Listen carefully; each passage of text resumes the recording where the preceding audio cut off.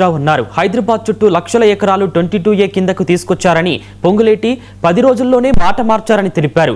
4 నెలల కిందే యాదాద్రి జిల్లాలో 40,000 ఎకరాలు పెట్టారని, ఆ రోజే సీఎంకు చెప్పానని మంత్రి కోమటిరెడ్డి అన్నారని, ఆయన రేవంత్ రెడ్డి ఎందుకు సైలెంట్ గా ఉన్నారని హరీష్ రావు ప్రశ్నించారు. నిజాయితీ ఉంటే తక్షణమే భూములను 22A నుంచి విడిపించాలని సవాల్ విసిరారు. చేస్తే ఒక్కొక్కరిని ఒక్కొక్క పోలీస్ స్టేషన్ తీసుకుపోయారు. హైదరాబాద్లో ఉండే అన్ని పోలీస్ స్టేషన్లకు తీసుకుపోయారు. పశువుల్లాగా ఈడ్చుకుపోయినరు.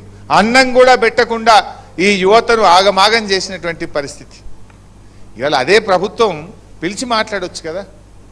ఇవాళ గౌరవనీయులు చిన్నారెడ్డి గారి గురించి తమ్ముడు గొప్పగా చెప్పిండు.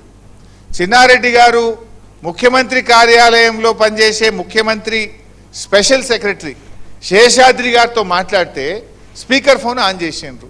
శేషాద్రి గారు ఏమంటుండు, ముఖ్యమంత్రి ఇగో హట్ అయింది, ముఖ్యమంత్రి ఇగో హట్ అయింది కనుక మీరు వాళ్ళతో మాట్లాడకుండా ఎలగొట్టుండ్రి అంటుండట. ఇదా సీఎం ఆఫీస్ ఇచ్చే స్పందన? ముఖ్యమంత్రి కార్యాలయం ఈ రకంగా మాట్లాడొచ్చునా? శేషాద్రి గారు నీకు ఇది తగునా అని నేను అడుగుతా ఉన్న శేషాద్రి గారిని.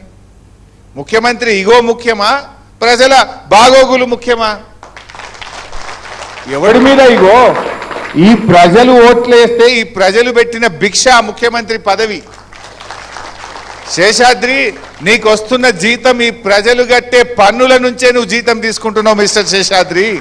నిన్న పాపం ధర్నా చేస్తే ఒక్కొక్కరిని ఒక్కొక్క పోలీస్ స్టేషన్ తీసుకుపోయారు. హైదరాబాద్లో ఉండే అన్ని పోలీస్ స్టేషన్లకు తీసుకుపోయారు. పశువుల్లాగా ఈడ్చుకుపోయినరు. అన్నం కూడా పెట్టకుండా ఈ యువతను ఆగమాగం చేసినటువంటి పరిస్థితి. ఇవాళ అదే ప్రభుత్వం పిలిచి మాట్లాడవచ్చు కదా. ఇవాళ గౌరవనీయులు చిన్నారెడ్డి గారి గురించి తమ్ముడు గొప్పగా చెప్పిండు.